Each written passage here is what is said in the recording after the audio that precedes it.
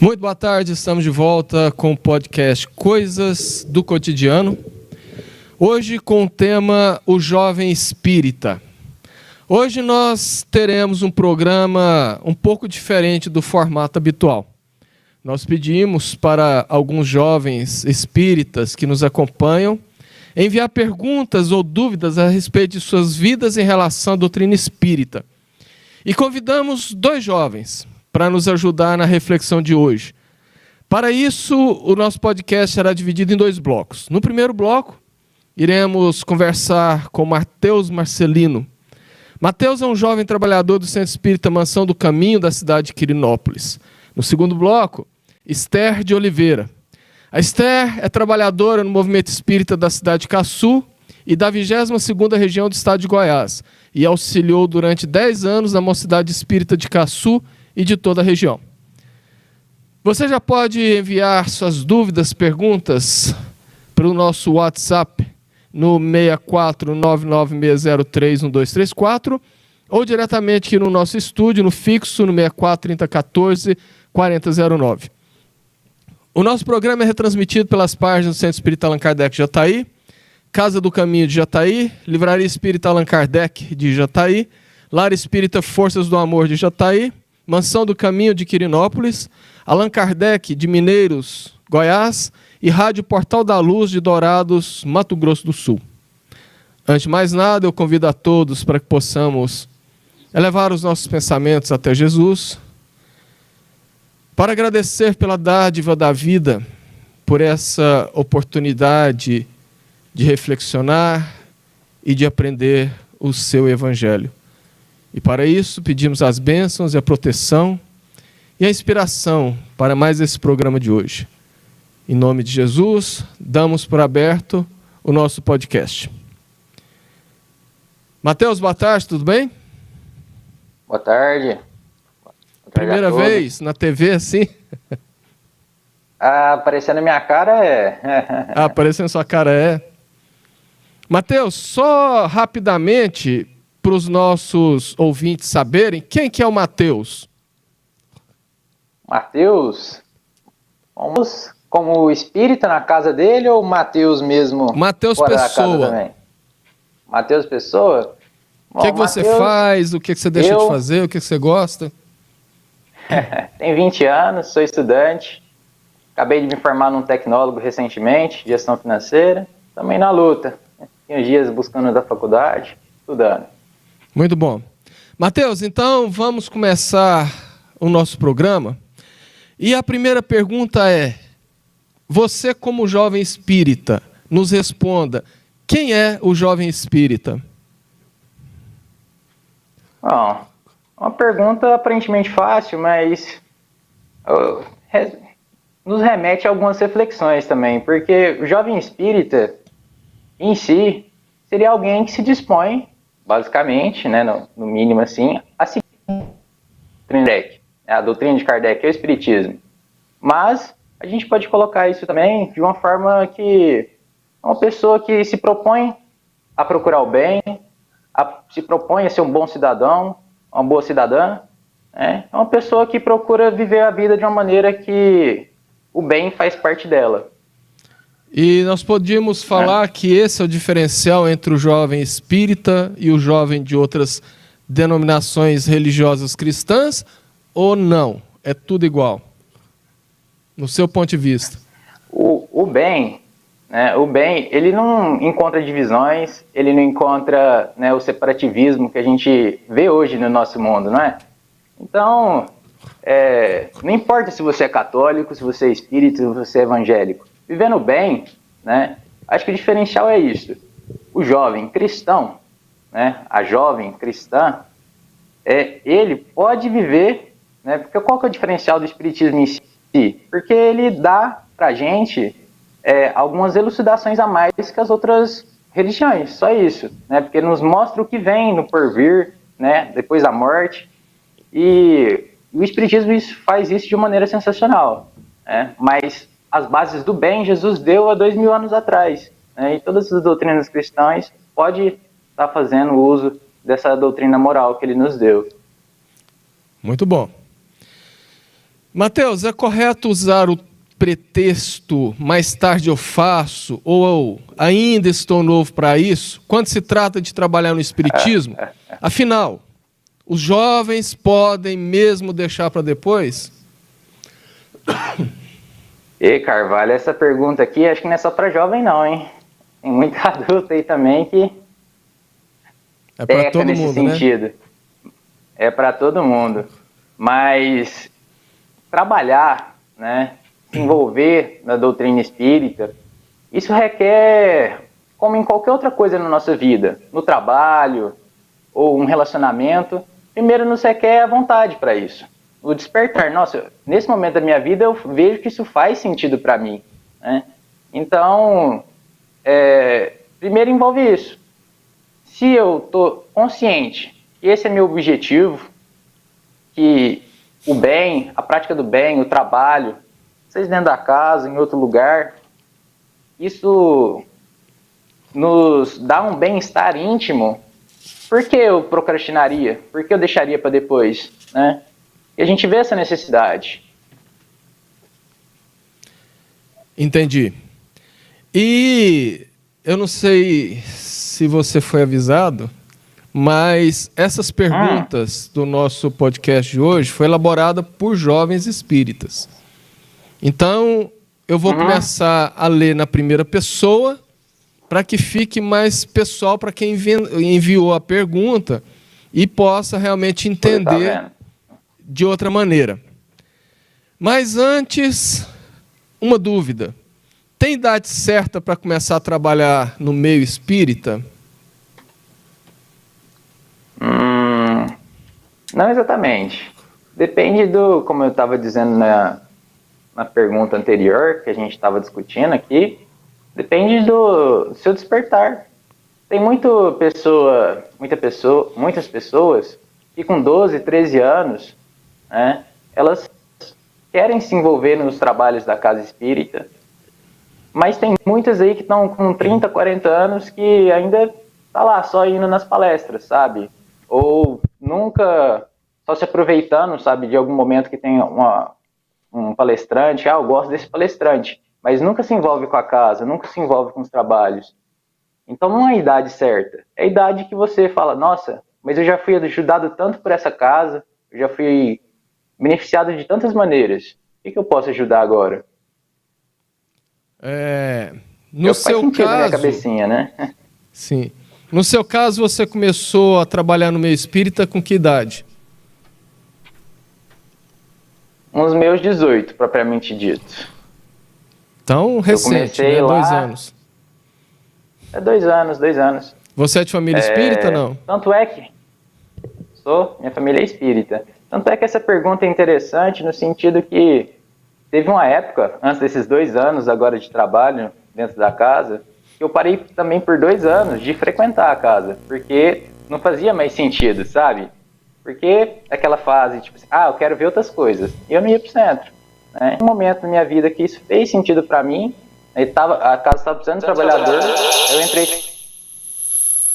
Pô, deu um eco aí, meio absurdo. E aí eu entrei como coordenador da mocidade. Eu tô 2 anos lá já. A mocidade espírita de Quirinópolis é bastante movimentada ou ainda está engateando, começando, com poucos jovens? A gente já passou um pouquinho do engatear, mas ainda tem poucas pessoas, né? Com a pandemia, o pessoal fugiu, mas agora a gente está pouco a pouco chamando, né, interagindo, buscando aqueles jovens que a gente conhecia anteriormente e tentando envolver aqueles que a gente vê ao nosso redor. E como tem sido a receptividade da turma aí? Essa é uma tarefa difícil. Envolve muita dedicação por parte de quem está lá, né, os responsáveis. E às vezes a gente não encontra aquela receptividade, às vezes a gente dá uma boa aula, às vezes a gente dá uma má aula, né? E a gente tem que ir brilhando nesse meio termo aí, buscando sempre melhorar e chamar a atenção, né? Nos aprimorar como servidores da casa e de Cristo também, nessa tarefa, né, para ver se a gente busca envolver o maior número de gente possível, porque é uma tarefa que, no final, só visa o bem. E o bem é o bem consigo mesmo, no final das contas, é uma consciência limpa, uma consciência tranquila, e o Espiritismo nos ajuda. Agora uma pergunta de um ouvinte nosso. Em quais literaturas espíritas encontro conselhos para construir a minha conduta como jovem? Em quais literaturas espíritas eu encontro conceitos e conselhos para contribuir com a minha conduta como jovem? Carvalho, a gente vai ter que concordar nessa vez aí que não tem como fugir. As obras básicas, os 5 livros, né? Começa lá, pode ser pela ordem que Kardec os editou, os 6, né? O Livro dos Espíritos, depois o Livro dos Médiuns. O Livro dos Espíritos nos dá as bases da doutrina espírita, nos explica ela, né? mais de 1000 questões lá, todas explicadinhas. Depois temos o Livro dos Médiuns, depois temos o Evangelho segundo o Espiritismo, em que a gente tem lá as bases morais do Cristo, né, segundo o Espiritismo, explicando segundo essa doutrina, que em suas bases, né, nos fala sobre a reencarnação, sobre a pluralidade dos mundos, né. Depois, logo mais, temos Céu e Inferno, que nos fala sobre a justiça divina, né. Então, a gente vai aprender um pouquinho mais como é que funciona a justiça de Deus nas nossas relações sociais, com os nossos atos, com os atos que pode ser nossos governantes, né, as nossas relações entre sociedades também. Como é que toda essa dinâmica funciona aos olhos de Deus. E, por fim, a gente tem a Gênese, em que fala sobre os milagres e as predições segundo o Espiritismo. Então a gente vai encontrar uma série de relatos lá adiante em que a gente vai aprender muito. Então, para a gente se formar, seja um jovem, seja um adulto, na doutrina espírita, é começar a ler. Não tem segredo, é o estudo, o Espiritismo. O estudo, e com o tempo a gente vai observando, vai fazendo mais sentido na nossa cabeça. Cada relida, novamente que você visitar aquelas páginas, aquela literatura ali, você vai enxergar com novos olhos, porque a gente está sempre mudando, a gente está sempre aprimorando, então sempre nos ajuda a nos formar como pessoas, como trabalhadores. Muito bem. Mateus, como vencer a procrastinação, a preguiça, que é tão característica de nós jovens quanto ao trabalho no meio espírita? Você mais ou menos falou isso em relação à juventude aí. A procrastinação,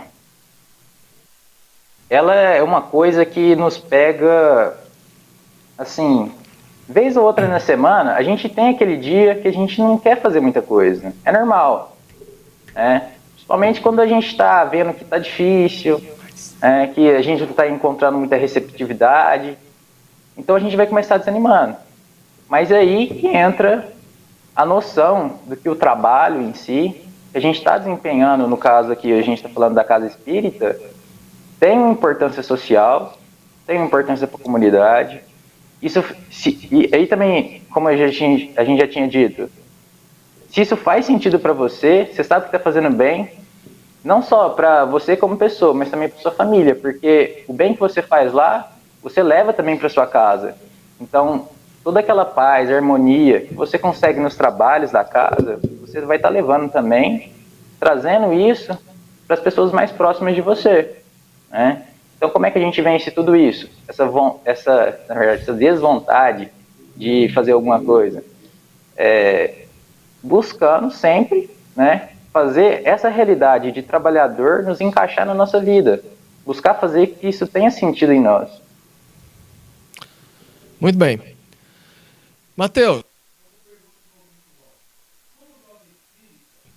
como devo proceder quando sou convidado pelos amigos para beber em festas ou até mesmo fumar? Uma pergunta interessante. A doutrina espírita, como a gente sabe, ela não proíbe nada você. Ela nos aconselha somente.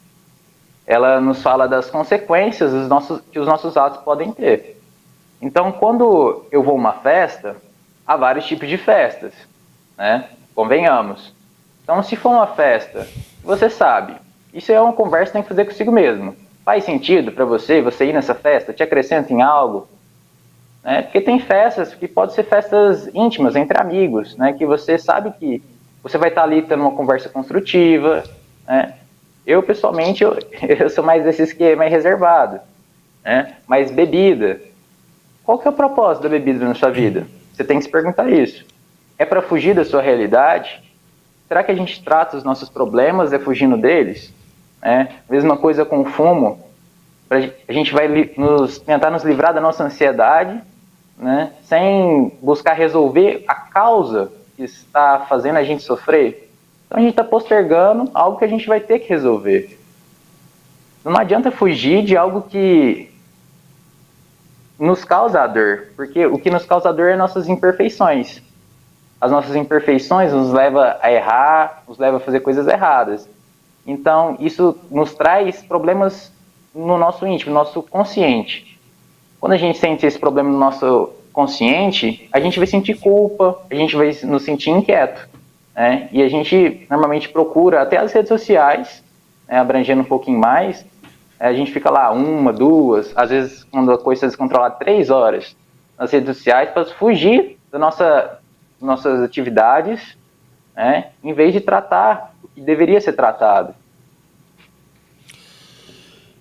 A próxima pergunta e a nossa penúltima pergunta de um ouvinte, penúltima para você, depois a Esther vem participar.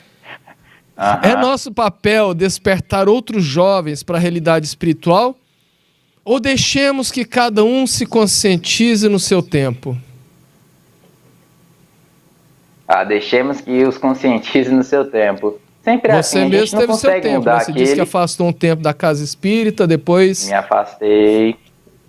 Não adianta. É igual aquele momento em que o nosso pai nos fala assim, olha, faz isso, meu filho, vai ser bom para você. E a gente fala assim, eu não vou fazer, né? Dá uma de birra, não vou fazer. Mas é por que a gente faz isso? Porque a gente não tem essa consciência ainda que nos faz bem. A gente tem que ir lá experimentar. Como é que uma criança sabe que o fogo queima? E lá, tocando a mão, se queimando. Então, como é que a gente vai também ensinar para os outros alguma coisa se a gente não muda isso em nós mesmos? Como é que a gente vai estar explicando isso para os outros se isso não faz sentido para a gente?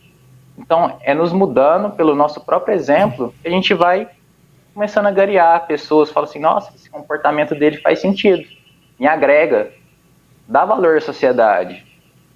E aí essa pessoa também se sente atraída a mudar também. Então, pelo nosso próprio exemplo. Essa é a resposta que eu acho que não tem como fugir, não é, Carvalho? Isso é verdade. E, finalmente, para o seu alívio, a nossa última pergunta de hoje. Quais disposições da juventude os adolescentes precisam aproveitar para se tornarem bons espíritas? O tempo. O tempo, que é uma coisa que a gente tem muito e a gente desvaloriza.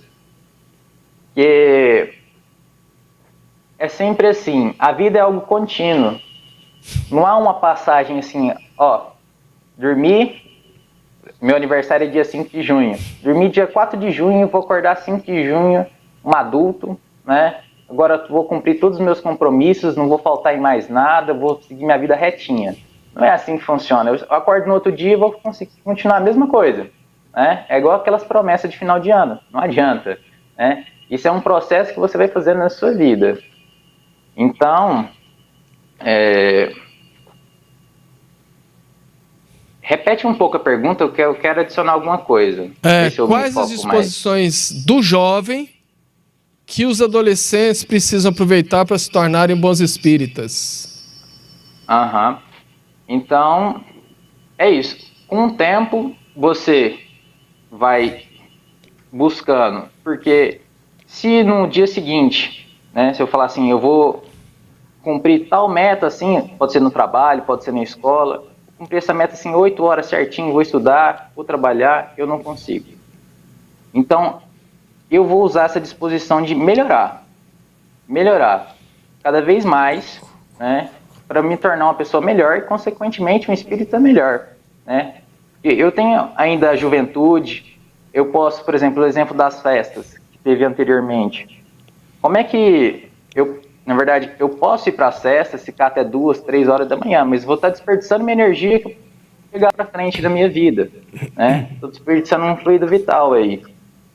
Então, vamos usar essa juventude para poder crescer um pouco moralmente, nos amadurecer, porque a maturidade não tem a ver com a idade, tem a ver com as transformações que a gente tem no nosso íntimo. Muito bom. Então, Mateus, aqui nós encerramos essa primeira parte e nós só temos a agradecer pela sua disposição, pela sua participação. Agradeço.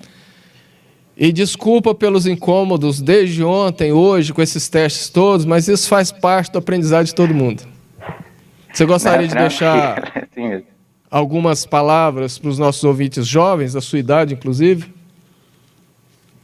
Bom, ter prudência, né? A juventude é algo que, às vezes, nos pensa que a gente pode fazer tudo, mas ter um pouco de prudência, escutar quem é mais velho, não quer dizer que tem mais sabedoria do que a gente, mas tem mais experiência de vida. Às vezes tem muita coisa que a gente pode acrescentar aí ouvindo as pessoas. A gente deixa de quebrar a cara várias vezes. Então, é isso. Muito obrigado a todos. Obrigado a você. Nós vamos agora fazer um pequeno intervalo musical para que possamos desconectar com o Mateus e nos conectar com a Esther e voltamos em 3 minutos. Mas eu tô já.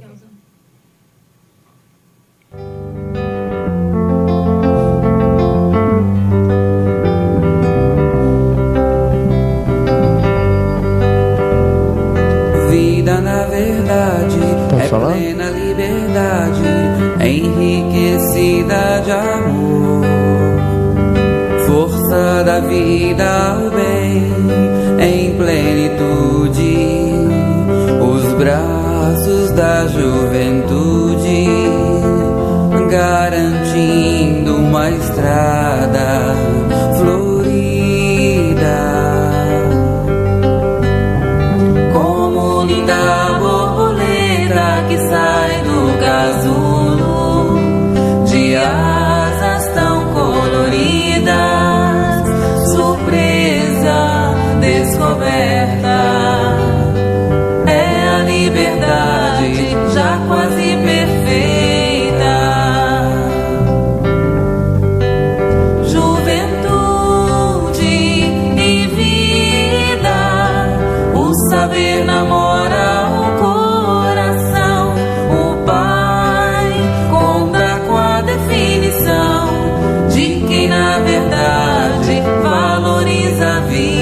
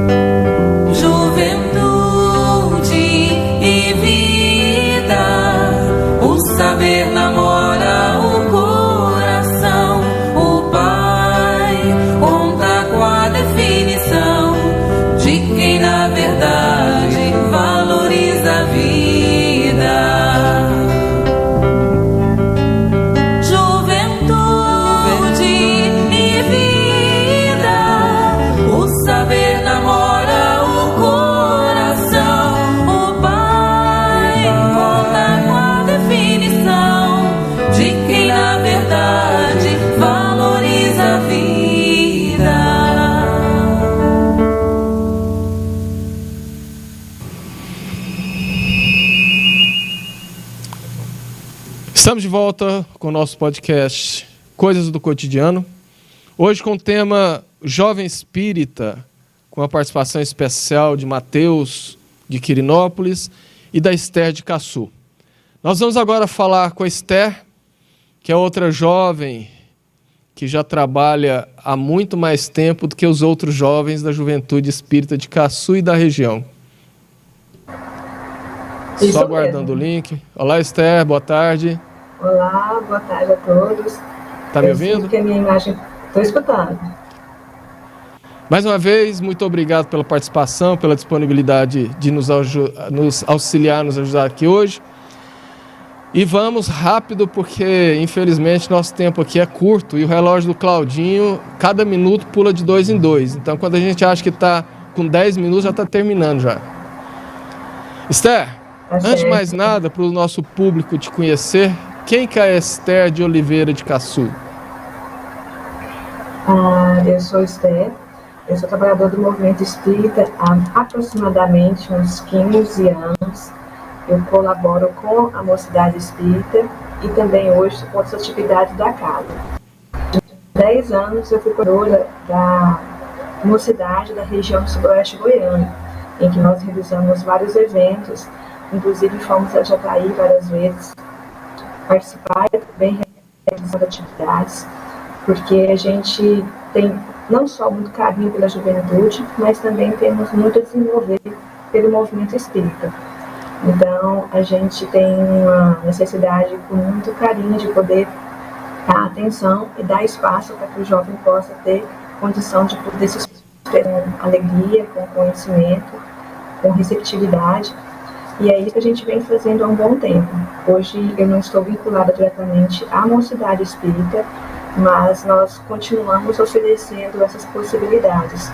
E a gente fica com o olho assim, cheio de alegria em ver o Mateus colaborando com tanta competência nesse primeiro momento da entrevista, porque é um jovem que a gente conheceu nesses movimentos, né, em que nós realizamos na região, que hoje se apresenta como um trabalhador espírita com muito a oferecer. Né? Isso é Então, bom.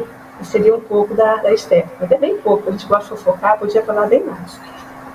Esther, em que ponto o jovem espírita pode se diferenciar dos demais jovens?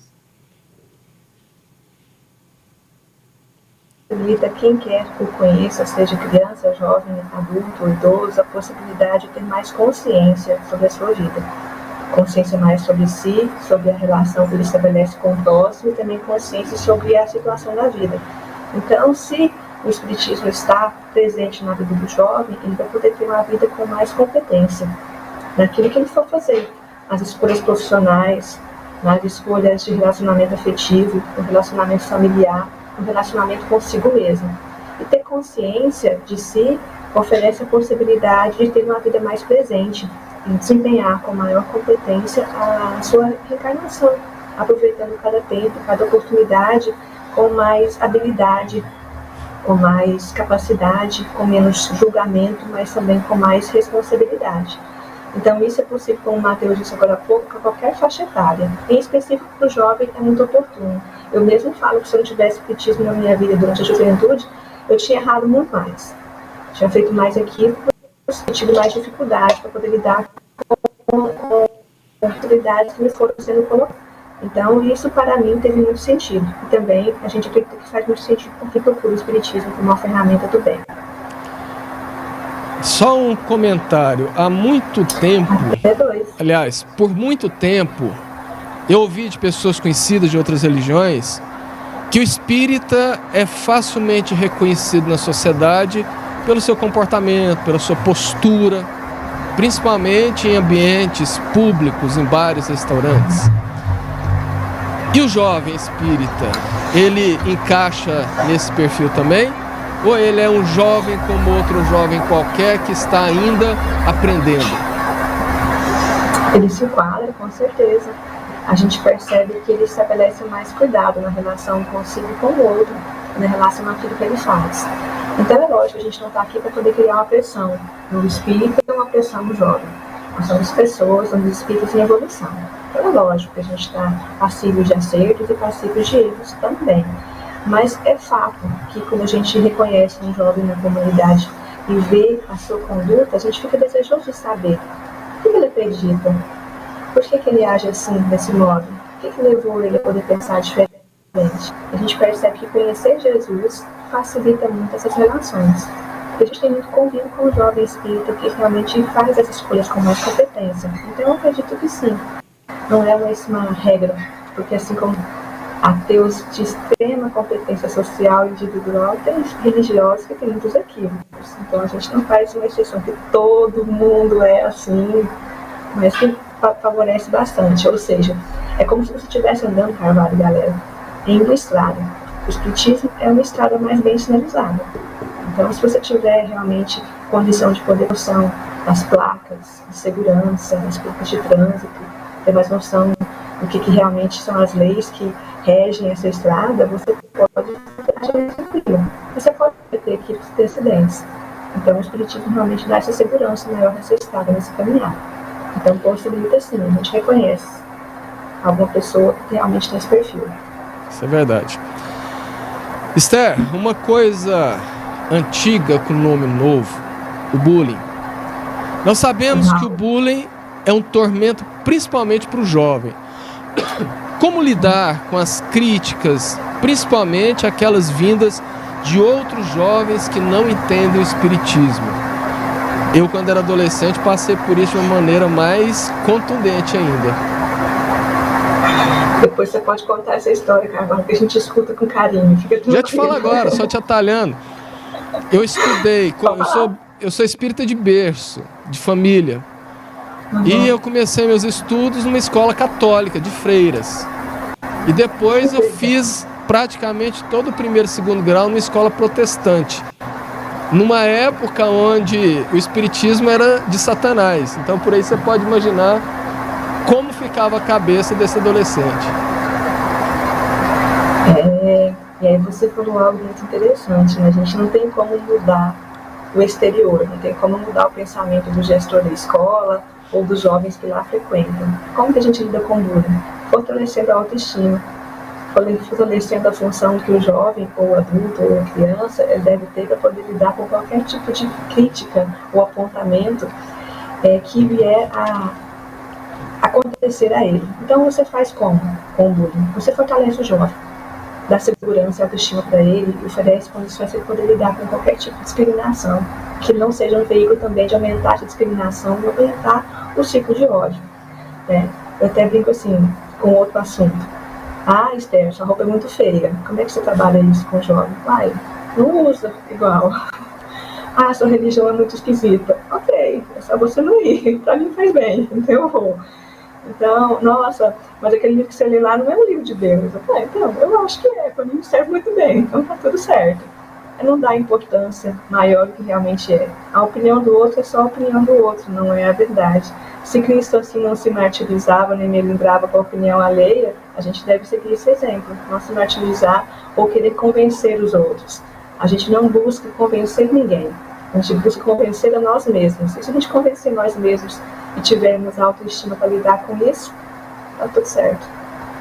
Antes da pandemia, você foi uma das organizadoras do Congresso Espírita de Jovens da FEEGO, lá em Goiânia, no Carnaval, não foi?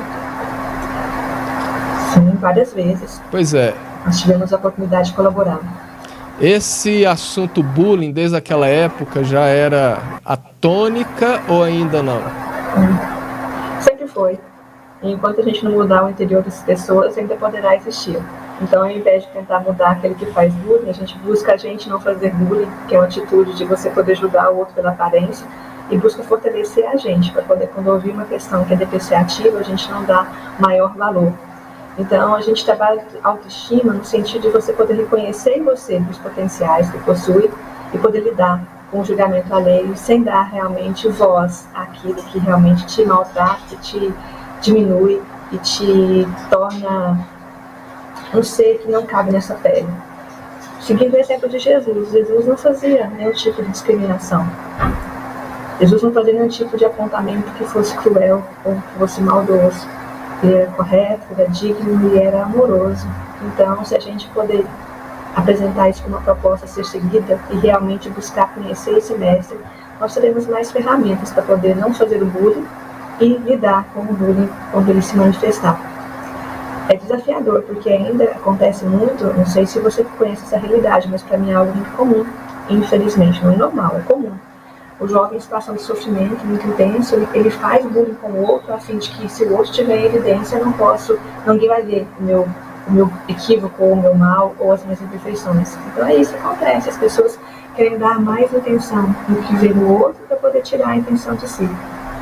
É uma conduta equivocada, mas é por isso que acontece. E você falou uma frase que resume tudo. Não devemos dar o valor além do que o valor que ele tem. Ponto.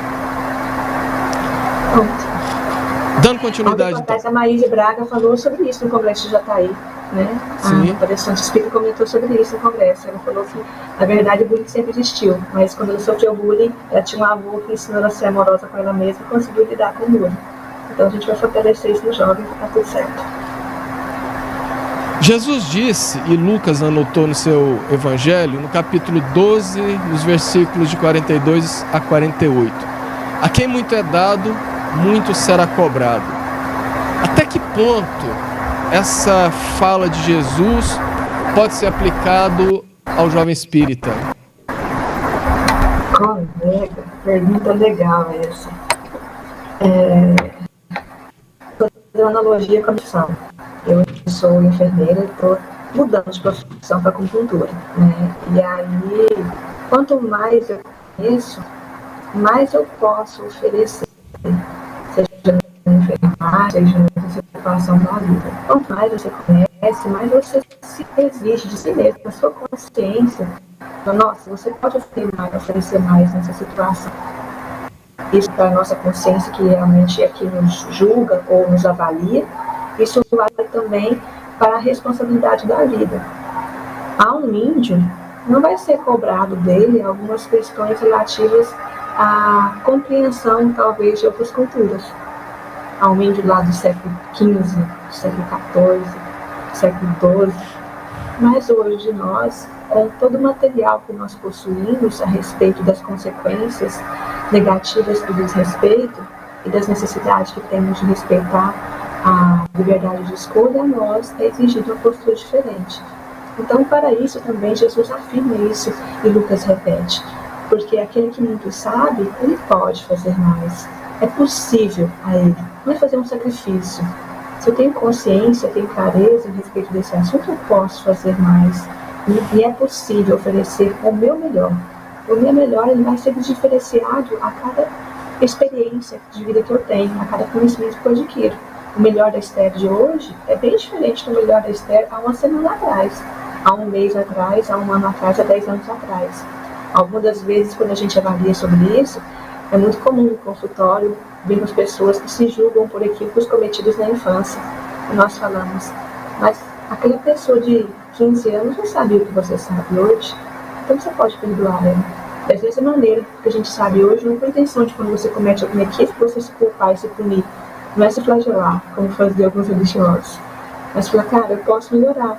Se me faltam ferramentas, então que eu busque ferramentas para aprimorar esse lado meu que necessita de mais carinho e atenção. E pessoas, eu falo rápido demais. Se tiver muito difícil de entender, vocês contam, eu falo mais devagar. Esther, aqui é igual novela, a gente deixa as perguntas mais palpitantes para o final. Nós temos aqui 11 minutos para encerrar. E ainda faltam 3 perguntas. A primeira, que o ouvinte nosso jovem, ou melhor, um jovem ouvinte nos enviou. Sou espírita e estou namorando uma jovem que não entende a minha religião. Como agir nesse caso? É diferente do amigo, né? É diferente do amigo. Eu conheço muitos casais que têm vinculação religiosa diferente. Nós temos pessoas que são espíritas e têm um cônjuge que não é espírita. Se existir respeito, existir afeto, existir uma relação de crescimento entre os dois, ter religião diferente, penso que a gente não vai ter nenhuma dificuldade. Nós temos uma fala de Paulo, em uma dessas cartas, que comenta que as pessoas, o mundo cresce pela diversidade. Diversidade de pensamento, diversidade de opiniões, mas seguindo o caminho do bem. Então, se nós temos essa responsabilidade mútua do casal, seja namorado ou seja casamento, isso é possível de realizar sim. Torna-se um desafio quando a gente realmente quer impor ao outro o nosso ponto de vista, o nosso jeito de agir, o nosso jeito de escolher. Mas a vinculação religiosa como ferramenta de bem, de entendimento da vida, ela possibilita sim. É mais fácil quando é do mesmo grupo religioso? Colega, por demais, porque a gente não sabe lidar com conflito, né? Por pouca coisa até começar a brigar, né? Mas é possível quando as pessoas envolvidas querem e colocam um amor entre si maior que qualquer tipo de discordância, porque é possível se conviver com qualquer diferença, qualquer alteração, se você estiver disposto a realmente poder escutar o outro com amorosidade e crescer com o outro. Muito bem. Outra pergunta de um jovem ouvinte nosso. Sou homossexual. O espiritismo é para mim? Vou fazer um comentário relativo à fala de Jesus, né? Na época de Jesus, estava cheio de homossexual. O que ele fez? Nada. Acolheu todo mundo. Na época de Jesus, estava cheio de uma galerinha que cometia corrupção. O que Jesus fez? Acolheu a todo mundo. Na época de Jesus, estava cheio de galerinha que cometia raiva, que cometia ações de agressividade. O que Jesus fez? Acolheu a todo mundo. Então, a religião cristã é uma porta para todo mundo que tem imperfeição. Não estou dizendo aqui que cabe a gente poder estabelecer quem que pode entrar e quem não pode entrar. Se eu faço brincadeira porque eu sou gente, compaixão aqui com a pessoa, eu sou vascaína, eu sei que não é uma coisa que a gente pode falar assim no grande público, né? Mas eu faço por isso que está no espiritismo, né? Para se tornar uma pessoa melhor. Ai, que dificuldade. Mas eu falava assim com mocidade. Vem um flamenguista aqui, eu não vou acolher? Lógico que eu vou acolher. Eu convivo com o Claudinho aqui dentro, que é flamenguista roxo. Pois, Cláudia é flamenguista. Sofrimento maior de nossas existências, né? Lidar com pessoas que são flamenguistas e lidar isso com um sorriso na cara. Quer dizer o quê? O espiritismo é uma porta para quem quiser aprender. Quem quiser ser espírita. Você quer ser espírita? Vai lá. Independente de qual situação, de qual momento, de qual desafio, de qual necessidade sua. Você quer conhecer o espiritismo? O espiritismo é para você. Sabe para que não é espiritismo? Para quem não quer conhecer o espiritismo. É só para essa pessoa que o espiritismo não é. Para todo mundo. E aí a gente busca fazer essa proposta de acolher o espiritismo quem quiser conhecer o espiritismo. E é interessante nós observarmos um raciocínio sem querer denegrir as religiões cristãs. Mas o homossexual chega na igreja católica e ouve assim: você é um pecador, você vai para o inferno. Aí ele sai de lá, vai numa igreja evangélica, ouve assim: você é um pecador, você vai para o inferno. Aí chega no centro espírita, não existe inferno, não existe pecado. É simples assim. Para nossa antes de encerrar, é um tema muito interessante. O que é realmente a gente para julgar um pecado maior que o outro, um equívoco maior que o outro? Quem que a gente sabe que realmente é equívoco? Tem dia que eu acho que uns trem que eu não sabia, parece que antigamente eu não achava que era equívoco, hoje é equívoco. Quem realmente sabe? Essa questão de dar uma homoafetividade é o termo que o Chico utilizava, que eu acho muito bonito, homoafetividade. Eu acho que é um termo muito acolhedor. E que a gente muitas vezes julga o coleguinha por amar alguém. Quem sabe a gente deveria julgar com mais atenção aquele que odeia, né? Então, vamos pensar com mais atenção nas nossas condutas e deixar todo mundo que quiser conhecer, ter a questão de conhecer. Porque todo mundo faz parte do processo, todo mundo aqui tem equipes. Se for falar assim, quem não tem equipe não pode ir no centro, capaz que eu não vou poder ir para o centro mais também, porque quando eu tenho muito eu faço. Bom, Esther, nossa última pergunta de hoje então, também enviado por um jovem ouvinte nosso. Não sou um jovem padrão, cometi erros graves em minha vida, mas quero me redimir. A doutrina espírita é para mim? Colega, maravilha essa pergunta. A doutrina espírita é para todo mundo. Que é um exemplo, apesar de sempre reforçar o que o Mateus disse das cinco obras básicas que são o pilar da doutrina espírita, o livro Paulo e Estevão conta a história de Saulo, antes de se tornar Paulo apóstolo, e que ele cometeu várias atrocidades, inúmeras atrocidades. E quando ele se encontrou com a presença de Jesus às portas de Damasco, Jesus o acolheu e falou: Levanta-te que entra em Damasco, que lá vai ser dito o que você vai fazer. Se nem o próprio Jesus estabeleceu que ele muito errou, que muito se equivocou, teria espaço para a sua proposta de conhecimento e de renovação, quem somos nós para ditar sobre isso? Então, se o próprio Saulo, em uma mesma existência, conseguiu reparar tanta coisinha, a gente consegue, se a gente quiser, igual Mateus disse agora há pouco, tendo vontade, tendo necessidade e buscando. Então, se você equivocou, receba o nosso abraço, colega. Estamos aqui também para isso. E se você quiser algumas possibilidades de caminhar diferente e buscar ter um caminho que traga mais paz para você e para os outros, tem várias possibilidades para isso, que você pode adquirir. O Espiritismo é uma delas, com certeza, porque lá a gente apresenta para as pessoas o Cristo real, né? Um Cristo que é presença, que oportuniza para nós as possibilidades de reparação, quando a gente quiser e quando a gente estiver disposto, e quando a gente fizer aquele caminho de necessidade de mudança. Assim como ele coloca em várias de suas curas, mas falando rapidamente na cura do cego Bartimeu, quando o cego Bartimeu ele se cansa daquela situação da cegueira, a qual ele havia nascido naquela encarnação, e ele se apresenta para o mestre, e Jesus pergunta: o que tu queres? E ele fala: quero ver. E Jesus concede a ele a visão. Então, se você está em um momento de extrema dificuldade e você não quer mais, o que você quer? Você quer mudar? Você quer reconhecer os caminhos do bem? Então, procure isso. Seja no Espiritismo ou em qualquer lugar que você se sinta acolhido para fazer essa mudança. Porque a gente tem possibilidades para ser uma pessoa diferente a cada dia e pode conseguir se a gente realmente fizer um pouquinho de esforço, como diz o Livro dos Espíritos. Um tiquinho de esforço, um mínimo de esforço, a gente já consegue fazer algumas mudanças. Esther, nós então encerramos aqui, mas antes de terminar, você gostaria de deixar algumas palavras para os nossos ouvintes jovens de 8 a 80? Eu vou controlando meu tempo aqui, né? Para poder saber quanto que eu posso falar. 1 minuto. Um minuto é bom, é o suficiente. Eu queria falar para todos vocês que quanto mais conhecermos Jesus, melhor será para nós poder guiar um pouco a nossa vida nos caminhos de segurança. Seja jovem, de 8 ou 80 anos, como diz o Carvalho. E relativo ao movimento espírita, que foi algo que teve muito questionamento respondido pelo Mateus, eu gostaria de convidar os trabalhadores que já estão mais perto dos 80 anos a oferecer condições amorosas para que o jovem possa oferecer. O Mateus tem 22 anos e esteve conosco há um tempo em Caçu fazendo uma palestra que deixou de boca aberta, muito adulto, porque o jovem traz um ponto de vista que a gente não tem. E se a gente der essa oportunidade para eles fazerem o que eles podem fazer, não aquilo que eu quero que eles façam, a gente vai se surpreender para o bem. Então, dê chance.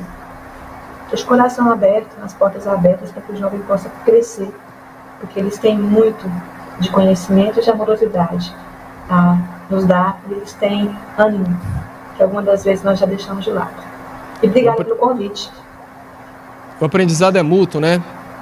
É mútuo. Esther, mais uma vez então, o nosso agradecimento e indiretamente ao Mateus que está nos ouvindo também. Como você mesmo tem costume de falar, gente, foi lindo. Aqui o tempo todo. Eu sei aqui, ó, Mateus, que menino bonito. Mãe Coruja. Ai, quase. Para encerrar e terminar, faz a prece final, por favor. Não faço a prece final. Deixa eu só me organizar aqui. Eu estava sentada na posição bem confortável. Vamos lá. Vamos então fechar nossos olhos, sentar na posição confortável e pedir nesse momento para que Deus e a espiritualidade possa assegurar a nós mais oportunidades como esta, em que possamos trazer o Evangelho de Jesus e suas reflexões para os diversos momentos de nossa vida, trazer com clareza aquilo que nos é possível realizar conosco e na relação com o próximo e com a vida. Abençoe, Senhor, todos os colaboradores que nesse momento se dispuseram não só a escutar, mas também a executar a atividade. Direcione, Senhor, nesses momentos, e uns para todos aqueles locais onde ainda se manifesta a guerra, seja nos lares ou entre os países. E assim, agradecemos por tudo, e que assim seja. Que assim seja. E você que nos acompanhou, nosso muito obrigado e que Jesus nos abençoe a todos. Obrigado mais uma vez, Esther. Tchau, tchau.